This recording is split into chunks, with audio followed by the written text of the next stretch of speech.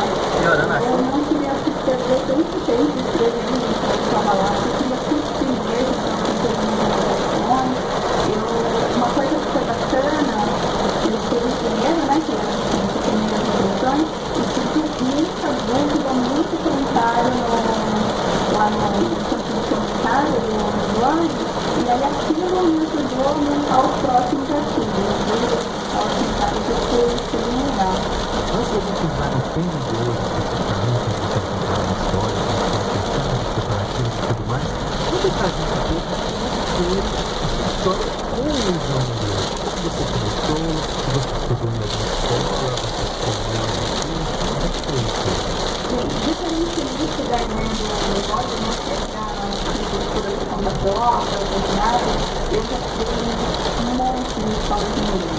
Eu comecei a ter na cidade, eu fiz todo o curso completo da FISC, depois disso eu fiz algumas aulas de conversação, aulas particulares, né, lá na minha empresa, e tudo isso eu fiz portuguesa, fiz algumas aulas de business English também, de educação particular, então assim, foram todos os possíveis e imagináveis. Por isso é interessante que não existe curso de inglês rápido.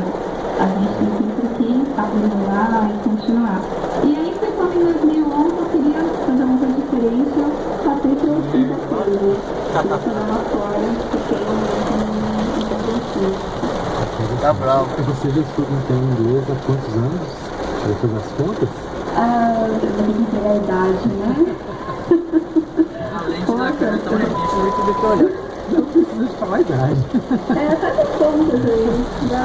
Você começou com 13 anos? Chiconino. Claro.